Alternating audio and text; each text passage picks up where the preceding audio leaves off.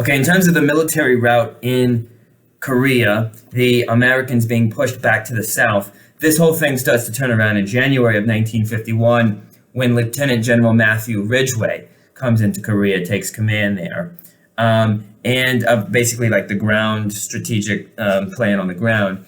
And he's a veteran of Sicily and a veteran of Normandy, and he's a soldier. He's someone who's very brave, who's on the front lines, who's there with the soldiers, who's encouraging them, and who's motivating them and inspiring them.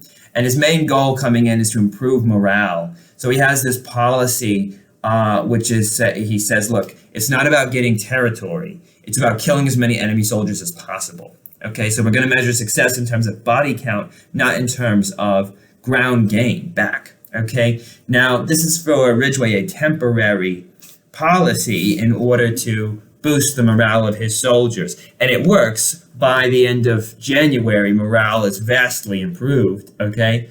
But it's going to become very notorious in the context of the Vietnam War because body count versus gaining ground is going to be the main way in which the army is going to be measuring its successes in Vietnam, and that's just going to drag on and on and on. But for Ridgway and the Korean War, it was meant to be a temporary policy, and it was a temporary policy. So by the end of January, when morale has improved, in January 1951, he is beginning a second campaign, Operation Ripper, which is a counterattack and pushing the communists back to the north.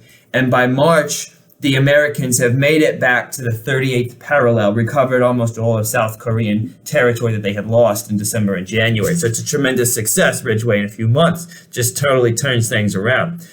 Meanwhile, Truman and the cabinet are thinking about, well, we might really just need to get rid of MacArthur. Like, he's kind of gone off the deep end a little bit, it seems like. Like, for instance, here, like, he's always, like, talking to the press without permission. So, like, there's you know, ideas are being floated for we're gonna have try to find a negotiated peace here with China and settle this whole Korean War thing. And MacArthur says, look, well, he publicly says, offers to negotiate with the Chinese, and then threatens to invade China if they don't, you know, do what he thinks is the right thing to do. So, you know, like, bad idea. Like, we're dealing here with the possibility of nuclear war. You don't just like threaten to invade China, right?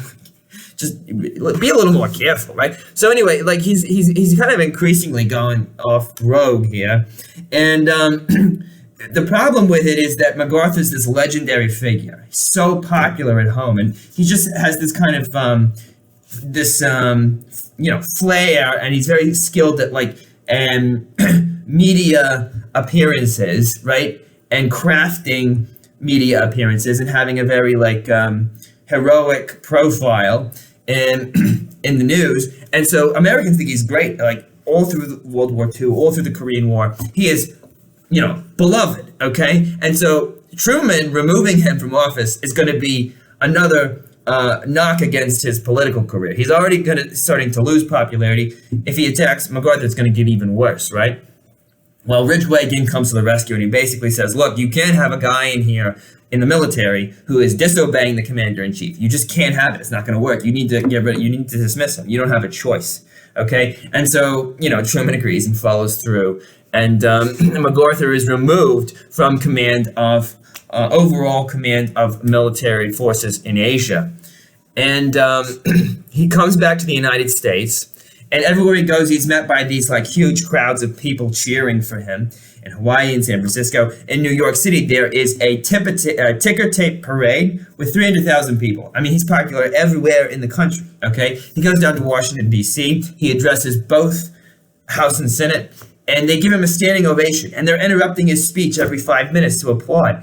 And he gives this very, like, typical, you know, speech, resignation, essentially, or, you know, speech signaling his departure from public life, from military service. And it, you know, it says, the world has turned over many times since I took the oath on the plains at West Point. But I still remember the refrain of one of the most popular barracks ballads of that day, which proclaimed that old soldiers never die, they just fade away. And like the old soldier of that ballad, I now close my military career and just fade away. An old soldier who tried to do his duty as God gave him the light to see that duty. Goodbye. And Truman just comes out and says, look, that speech was 100%